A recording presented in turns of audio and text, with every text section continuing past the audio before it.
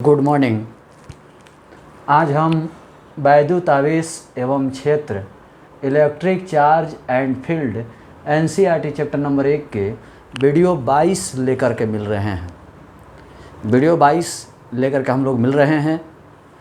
आज के इस वीडियो में हम चैप्टर 1 के लास्ट थ्योरी अनुप्रयोग 3 गॉस प्रमेय के और अनुप्रयोग 4 की बात करेंगे। गॉस प्रमेय के अनुप्रयोग 3 और अनुप्रयोग 4 के बारे में विस्तार से बात करेंगे। अनुप्रयोग 3 और अनुप्रयोग 4 को हम लोग समझेंगे। उसके पहले कुछ बातें हम लोग कर लें। बहादुर आरा में कोचिंग खोलने पर अब विचार हो रहा है। सोमवार को शाम 5 बजे मीटिंग रखा गया है और उस मीटिंग में कोचिंग खोलने पर सभी शिक्षक विचार करेंगे। तो हम लोग हम 2-4 बच्चों को सोमवार को 5 बजे मिलने के लिए बुलाए थे, तो 5 बजे अब नहीं आएंगे। वो लोग सुबह में ही आ जाएंगे मिलने के लिए। और बाकी हम लोग आगे देखेंगे क्या हो रहा है, किस तरह से हो रहा है। जैसा होगा वैसा हम आपको अगला इन्फॉर्मेशन सोमवार को देंगे। अब हम लोग पढ़ाई पर बात करते हैं, ध्यान दीजिएगा। पहले तो ये भी समझ लीजिए, बहुत से बच्चों के आईडी इनएक्टिव या ब्लॉक किया जा रहा है। इनएक्टिव किए जाने वाले जो अकाउंट हैं उसमें ऐसे बच्चे हैं जिनका एडमिशन नहीं हुआ है, ऐसे बच्चे हैं जिनका फॉर्म नहीं जमा है, ऐसे बच्चे हैं जिनका दो बार साइन अप किए हैं। उन सभी बच्चों को इनएक्टिव किया जा रहा है। तो यदि आपका एडमिशन हुआ है और आपको इनएक्टिव कर दिया जा रहा है तो आप कॉल करके हमें बता सकते हैं, कॉल करके इसका इन्फॉर्मेशन दे सकते हैं या ऑफिस में आकर के मिल भी सकते हैं।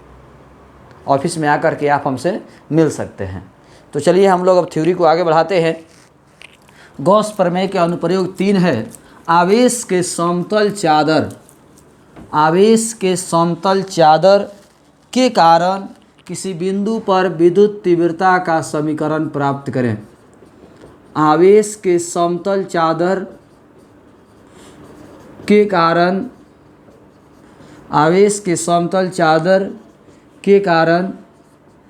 किसी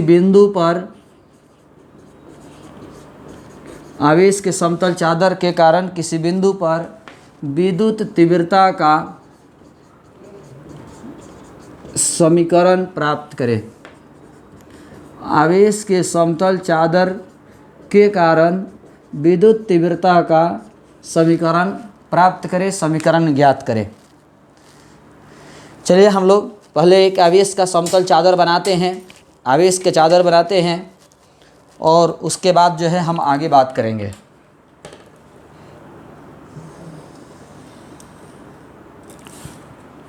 ये हमारा एक आवेश का समतल चादर है।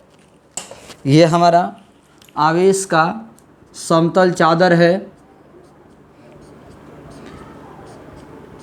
आपको पता होगा चादर पर जो आवेश देते हैं वो प्रति एकांक क्षेत्रफल के अनुसार देते हैं। याद होगा आवेशों का वितरण 3 प्रकार से किया जाता है। आवेशों का वितरण 3 प्रकार से किया जाता है। जिसमें लंबाई हो उसमें आवेशों का वितरण लंबाई के अनुसार, जिसमें क्षेत्रफल हो उसमें क्षेत्रफल के अनुसार, जिसमें आयतन हो उसमें आयतन के अनुसार। यहाँ क्षेत्रफल है तो आवेशों का वितरण यहाँ क्षेत्रफल के अनुसार करेंगे। तो प्रति एकांक क्षेत्रफल पर दिया गया आवेश, आवेश का पृष्ठीय घनत्व कहलाता है। प्रति एकांक क्षेत्रफल पर दिया गया आवेश का पृष्ठीय घनत्व कहलाता है और इसे सिग्मा द्वारा सूचित किया जाता है। प्रति एकांक क्षेत्रफल पर दिया गया आवेश का पृष्ठीय घनत्व कहलाता है और इसे सिग्मा द्वारा सूचित किया जाता है। ये एक आवेश का समतल चादर है AB, जिसके प्रति एकांक क्षेत्रफल पर सिग्मा आवेश दिया गया है। इस चादर के कारण 2 बिंदु है P और Q। एक बिंदु है P और एक बिंदु है Q। P और Q पर हमें विद्युत तीव्रता का समीकरण प्राप्त करना है। P और Q पर हमें विद्युत तीव्रता का समीकरण प्राप्त करना है। तो हमने क्या किया, P और Q से गुजरता हुआ एक बेलन की कल्पना किया। P और Q से गुजरता हुआ एक बेलन की कल्पना किया। हमने क्या किया, तो P और Q से गुजरता हुआ एक बेलन की कल्पना किया। P और Q से गुजरता हुआ एक बेलन की कल्पना किया। P और Q से गुजरता हुआ एक बेलन की कल्पना किया। अच्छा, एक और बात बता दे बहादुर कि अब लाइव क्लास 2-3 दिन के बाद ही मिलेगा, क्योंकि कल से हम न्यूमेरिकल पढ़ाना स्टार्ट करेंगे और न्यूमेरिकल लाइव क्लास में नहीं चलेगा। न्यूमेरिकल जो है लाइव क्लास में नहीं चलेगा। तो लाइव क्लास अब कब हम लोग मिलेंगे, तो न्यूमेरिकल जब 2-3 वीडियो हम पढ़ा देंगे न्यूमेरिकल के, तो उस न्यूमेरिकल से रिलेटेड आपके जो भी सवाल होंगे, उस न्यूमेरिकल में जहाँ भी कन्फ्यूजन होगा आप लोग लिख लीजिएगा, और फिर हम लाइव क्लास में उन्हीं सभी क्वेश्चन पर चर्चा करेंगे जिनको जहाँ जहाँ प्रॉब्लम है, जिनको भी जहाँ जहाँ सवाल पूछना होगा वहाँ वहाँ हम लोग उस सवाल पर लाइव क्लास में चर्चा करेंगे। या आप व्हाट्सएप पर भी पूछ सकते हैं, टेलीग्राम पर भी पूछ सकते हैं। इसीलिए लाइव क्लास अब इधर 2-3 दिन नहीं चलेगा। 2-3 दिन हम लोग जो है न्यूमेरिकल चर्चा करेंगे और न्यूमेरिकल हम लाइव क्लास में नहीं बनाएंगे। चलिए हम लोग यहाँ देखते हैं अब। तो 2 बिंदु है P और Q। P और Q से गुजरता हुआ हमने एक बेलन की कल्पना किया। P और Q से गुजरता हुआ हमने एक बेलन की कल्पना किया और इस बेलन के अनुप्रस्थ काट का क्षेत्रफल है DA। बेलन के अनुप्रस्थ काट का क्षेत्रफल है DA। तो बेलन के अनुप्रस्थ काट का क्षेत्रफल मतलब ये वाला क्षेत्रफल, अनुप्रस्थ काट का क्षेत्रफल मतलब ये वाला क्षेत्रफल, जो वृत्ताकार है ये वाला क्षेत्रफल। तो बेलन के अनुप्रस्थ काट का क्षेत्रफल DA है। तो यदि हम चादर के क्रॉस कराएंगे तो चादर का DA क्षेत्रफल ही बेलन के अंदर घुसेगा। चादर का DA क्षेत्रफल ही बेलन के अंदर घुसेगा। चादर का DA क्षेत्रफल ही बेलन के अंदर आएगा। चलिए हम लोग अब थ्योरी को आगे बढ़ाते हैं। बेलन से गुजरने वाला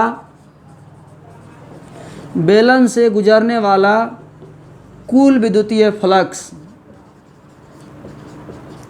बेलन से गुजरने वाला कुल विद्युतीय फ्लक्स बराबर फाई। फाई बराबर ऊपरी सिरा से गुजरने वाला flux E into DA cos theta plus निचला सिरा से गुजरने वाला flux E into DA cos theta. Phi बराबर E का मान निकालना है, क्षेत्रफल DA दिया है, cos थीटा का मान 0 डिग्री होगा। उसी तरह E का मान निकालना है, क्षेत्रफल DA है और थीटा का मान 0 डिग्री है। अब सवाल है कि थीटा का मान 0 डिग्री कैसे हुआ, थीटा का मान 0 डिग्री कैसे हुआ। तो बहादुर हम आपको बता दें, विद्युत तीव्रता समतल चादर के लंबवत होती है, सतह के लंबवत होती है। विद्युत तीव्रता सतह के लंबवत है और क्षेत्रफल भी सतह के लंबवत है। विद्युत तीव्रता सतह के लंबवत है और क्षेत्रफल भी सतह के लंबवत है। विद्युत तीव्रता सतह के लंबवत है और क्षेत्रफल भी सतह के लंबवत है। दोनों एक ही दिशा में हो गया, थीटा 0 डिग्री। जब दोनों एक ही दिशा में हो गया तो थीटा हमारा 0 डिग्री हो गया। तो यहाँ पर हम थीटा का मान 0 डिग्री रखे हैं। फाई बराबर E इंटू DA गुना 1 प्लस E इंटू DA गुना 1, यानी फाई बराबर 2E इंटू DA। समीकरण 1। पुनः गॉस प्रमेय से याद होगा, हम आपको बताए थे कि अनुप्रयोग बनाने का एक आसान तरीका है, अनुप्रयोग पढ़ने का, अनुप्रयोग सॉल्व करने का एक आसान तरीका है कि हम फ्लक्स के 2 सूत्र पढ़े हैं। हम फ्लक्स के 2 सूत्र पढ़े हैं, फाई बराबर E into DA cos theta और फाई बराबर 1/ε0 इंटू क्यू। हम लोग फ्लक्स के 2 सूत्र पढ़े हैं, तो दोनों ही सूत्र से फाई का मान निकालिए और बराबर कर दीजिए। दोनों ही सूत्र से फाई का मान निकालिए और बराबर कर दीजिए, जो आएगा सो आंसर होगा। फ्लक्स के हम लोग 2 सूत्र पढ़े हैं, दोनों ही सूत्र से फाई का मान निकालिए और बराबर कर दीजिए, जो आएगा सो आंसर होगा। फ्लक्स के हम लोग 2 सूत्र पढ़े हैं, दोनों ही सूत्र से फाई का मान निकालिए और बराबर कर दीजिए, जो आएगा सो आंसर होगा। तो इसीलिए हमारा फाई बराबर 2E इंटू DA, फाई बराबर 2E इंटू DA। एक हमारा सूत्र से निकल गया। अब हम दूसरा सूत्र से बात करेंगे, फाई बराबर 1/ε0 इंटू क्यू। फाई बराबर 1/ε0 इंटू क्यू। क्यू क्या है? आवेश। क्यू क्या है? आवेश। कौन सा आवेश? बंद सतह के अंदर स्थित आवेश। बंद सतह के अंदर स्थित आवेश। तो बेलन के अंदर कितना आवेश है? बेलन के अंदर कितना आवेश है? तो बहादुर बेलन के अंदर डीए क्षेत्रफल है। चादर का डीए क्षेत्रफल बेलन के अंदर घुसा हुआ है। चादर का डीए क्षेत्रफल बेलन के अंदर घुसा हुआ है। चादर का डीए क्षेत्रफल बेलन के अंदर है। चादर का डीए क्षेत्रफल बेलन के अंदर है। तो एक क्षेत्रफल पर सिग्मा आवेश है, दो क्षेत्रफल पर 2 गुना सिग्मा, 3 क्षेत्रफल पर 3 गुना सिग्मा। तो बेलन के अंदर डीए क्षेत्रफल है, तो डीए क्षेत्रफल पर आवेश डीए इंटू सिग्मा, यानी बेलन के अंदर आवेश है डीए इंटू सिग्मा। नहीं समझ में आया? फिर समझिए। बेलन के अंदर चादर का डीए हिस्सा शामिल है। बेलन के अंदर चादर का डीए हिस्सा है। डीए क्षेत्रफल चादर का बेलन के अंदर घुसा हुआ है। तो डीए क्षेत्रफल पर जो आवेश होगा वही ना आवेश बेलन के अंदर होगा। डीए क्षेत्रफल जो चादर के अंदर है, डीए क्षेत्रफल जो चादर का है, उस क्षेत्रफल पर जो आवेश होगा वही आवेश बेलन के अंदर होगा। वही आवेश बेलन के अंदर होगा। तो एक क्षेत्रफल पर सिग्मा आवेश है, दो क्षेत्रफल पर 2 गुना सिग्मा, 3 क्षेत्रफल पर 3 गुना सिग्मा, 4 क्षेत्रफल पर 4 गुना सिग्मा। तो डीए क्षेत्रफल पर सिग्मा इंटू डीए चाहे डीए इंटू सिग्मा, यानी बेलन के अंदर आवेश है सिग्मा इंटू डीए। बेलन के अंदर आवेश है सिग्मा इंटू डीए। समीकरण नंबर 2, समीकरण 1 एवं 2 से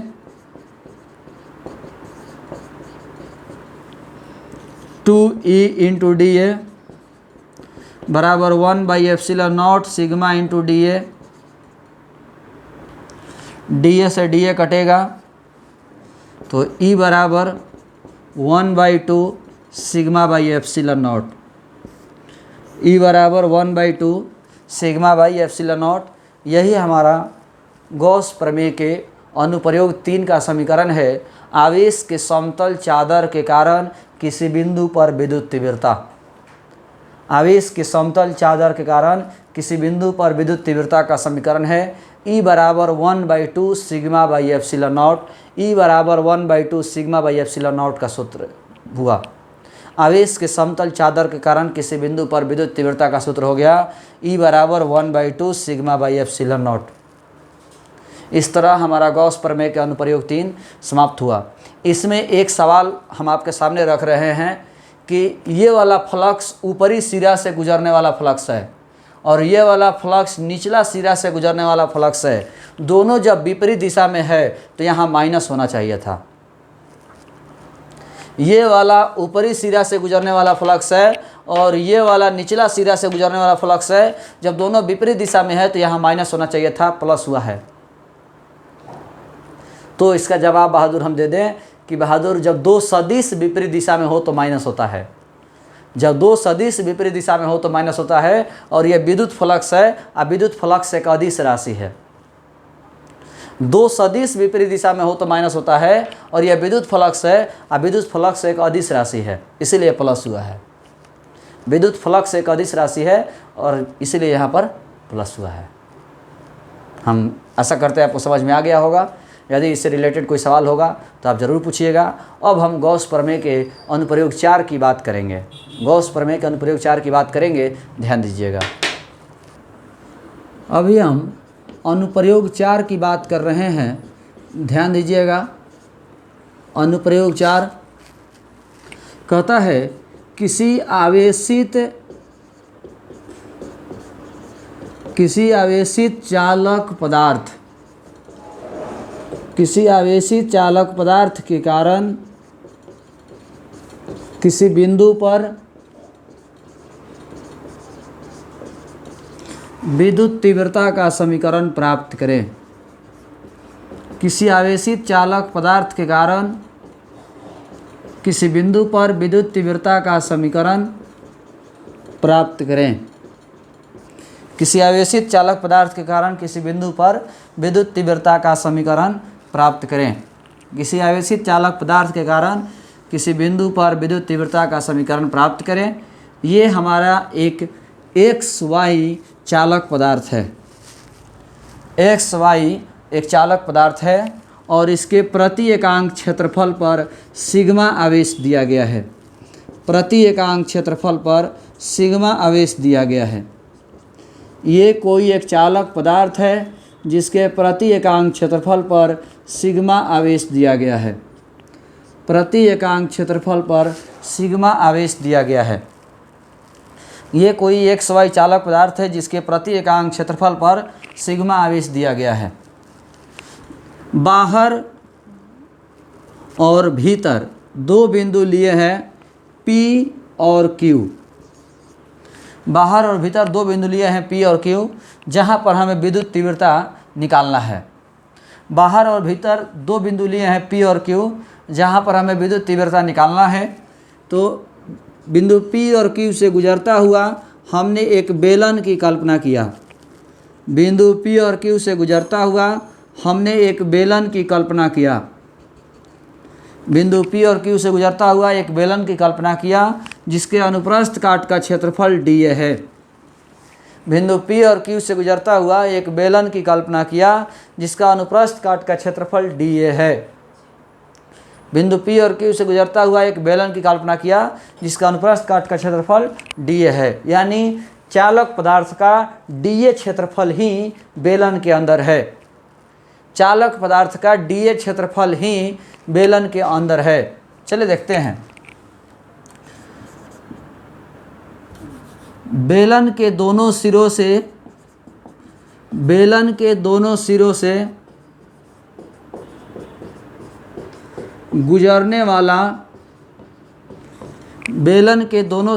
गुजरने वाला विद्युतीय फ्लक्स, बेलन के दोनों सिरों से गुजरने वाला विद्युतीय फ्लक्स बराबर फाई। बेलन के दोनों सिरों से गुजरने वाला विद्युतीय फ्लक्स बराबर फाई। फाई बराबर E into DA cos theta plus E into DA cos theta. ये बाहरी सिरा से गुजरने वाला फ्लक्स है और ये भीतरी सिरा से गुजरने वाला फ्लक्स है। ये बाहरी सिरा से गुजरने वाला फ्लक्स है और ये भीतरी सिरा से गुजरने वाला फ्लक्स है। तो फाई बराबर E का मान निकालना है, क्षेत्रफल dA दिया है, कॉस थीटा का मान 0 डिग्री होगा। वही रूल यहाँ पर E का मान 0 होगा। क्यों? क्योंकि यहाँ जो ये भीतरी सिरा से गुजरने वाला फ्लक्स है और बिंदु Q जो है चालक पदार्थ के अंदर है, और हम लोग पढ़े हैं कि खोखले चालक पदार्थ के अंदर विद्युत तीव्रता का मान 0 होता है। ये जो है बिंदु Q पर विद्युत तीव्रता है, अंदर भीतर वाला सिरा से गुजरने वाला फ्लक्स है। तो विद्युत तीव्रता हम पढ़े हैं कि खोखले चालक पदार्थ के अंदर विद्युत तीव्रता 0 होती है। खोखले चालक पदार्थ के अंदर विद्युत तीव्रता 0 होती है, इसीलिए E का मान 0 हुआ into DA cos 0 degree. Phi बराबर E into DA cos 0 degree का मान 1 प्लस 0। फाई बराबर E इंटू DA। समीकरण नंबर 1। पुनः गॉस प्रमेय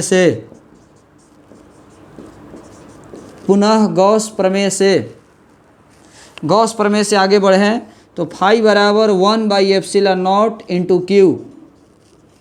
फाई बराबर 1/ε0 इंटू Q। फाई बराबर 1/ε0 इंटू Q। Q क्या है? तो आवेश। Q क्या है? आवेश। कौन सा आवेश? जो बंद सतह के अंदर है। Q क्या है? तो आवेश। कौन सा आवेश? जो बंद सतह के अंदर है, यानी बेलन के अंदर कितना आवेश है? तो बेलन के अंदर dA क्षेत्रफल है। बेलन के अंदर चालक पदार्थ का dA क्षेत्रफल है। बेलन के अंदर चालक पदार्थ का dA क्षेत्रफल है और एक क्षेत्रफल पर सिग्मा आवेश है, तो dA क्षेत्रफल पर सिग्मा इंटू DA। इसीलिए Q के जगह पर हम लिख सकते हैं सिग्मा इंटू DA। फाई बराबर 1/ε0 क्यू की जगह पर सिग्मा इंटू डी ए। समीकरण नंबर 2, समीकरण 1 एवं 2 से, समीकरण 1 एवं 2 से, समीकरण 1 एवं 2 से फाई बराबर ई इंटू डी ए बराबर 1/ε0 sigma into D A. E into D A बराबर 1/ε0 sigma into D A. D A से डी ए कटेगा, ई बराबर 1/ε0 इंटू सिग्मा, ई बराबर 1/ε0 इंटू सिग्मा। समीकरण 3, ये हमारा किसी चालक पदार्थ से, किसी चालक पदार्थ के कारण किसी बिंदु पर विद्युत तीव्रता का समीकरण है। किसी चालक पदार्थ के कारण किसी बिंदु पर विद्युत तीव्रता का समीकरण है। किसी चालक पदार्थ के कारण किसी बिंदु पर विद्युत तीव्रता का समीकरण है, E बराबर 1/ε0 इंटू सिग्मा। इसमें आपको एक ही जगह सवाल पूछ सकते हैं केवल कि यहाँ जीरो कैसे हुआ। तो बहादुर बिंदु Q जो है चालक पदार्थ के अंदर है, और चालक पदार्थ के अंदर तीव्रता का मान शून्य होता है। खोखले चालक पदार्थ के अंदर तीव्रता का मान शून्य होता है, इसीलिए E का मान 0 रखा गया है। और हमें नहीं लगता कहीं पर सवाल है। फिर भी यदि कोई सवाल पूछना हो, कहीं कन्फ्यूजन हो, नहीं समझ में आया हो, तो आप बेझिझक व्हाट्सएप पर या टेलीग्राम पर या कॉल करके या ऑफिस में आकर के हमसे मिल सकते हैं। हम प्रतिदिन ऑफिस में 10 बजे से 12 बजे तक बैठ रहे हैं, 2 घंटा 3 घंटा बैठ रहे हैं। आप ऑफिस में आकर के हमसे मिल सकते हो। सोमवार से तो हम लगभग पूरा दिन रहेंगे ऑफिस में, तो आपको जब मन करे, जितना बजे मन करे, आप ऑफिस में आकर के हमसे मिल सकते हैं। सोमवार से हम प्रतिदिन पूरा दिन रहेंगे। आपको जब भी मिलना हो, जब भी मौका मिले, आप आकर हमसे मिल सकते हैं। तो ये हमारा गॉस प्रमेय का अनुप्रयोग 4 हुआ। पिछला अभी अनुप्रयोग 3 पढ़ा है। इसी के साथ हमारा इलेक्ट्रोस्टैटिक का एनसीईआरटी का चैप्टर 1 समाप्त हुआ। एनसीईआरटी के चैप्टर 1 का थ्योरी हमारा समाप्त हुआ। यदि इसमें किन्हीं को कोई डाउट हो, किसी तरह कन्फ्यूजन हो, तो आप व्हाट्सएप पर बात कीजिए, व्हाट्सएप पर हमसे सवाल जवाब कीजिए, टेलीग्राम पर सवाल जवाब कीजिए, या कॉल करके सवाल जवाब कीजिए। किसी भी तरह का कोई कन्फ्यूजन हो, आप हमसे व्हाट्सएप पर या टेलीग्राम पर या कॉल करके सवाल जवाब कर सकते हैं, तर्क कर सकते हैं। सबसे बड़ी बात, हम ऑफिस में मिलकर के, ऑफिस में आप आइए, हम पर डे और पूरा दिन ऑफिस में बैठेंगे। आपको जब मन तब आप सवाल पूछ सकते हैं। इसके आगे हम लोग कल से अब न्यूमेरिकल पढ़ेंगे। कल से हम लोग न्यूमेरिकल पढ़ेंगे। जितना भी फार्मूला पढ़े हैं, सारा फार्मूला आप लोग याद रखिए, कंठस्थ रखिए, जिससे कि आपको न्यूमेरिकल समझने में आसानी हो। तो आज के इस वीडियो में इतना ही। जो लोग व्हाट्सएप पर जो लोग फॉर्म नहीं जमा किए हैं, वो व्हाट्सएप पर फॉर्म जमा कर सकते हैं, व्हाट्सएप पर फॉर्म भेज सकते हैं, या ऑफिस में आकर के जमा कर सकते हैं। तो आज के इस वीडियो में इतना ही। धन्यवाद।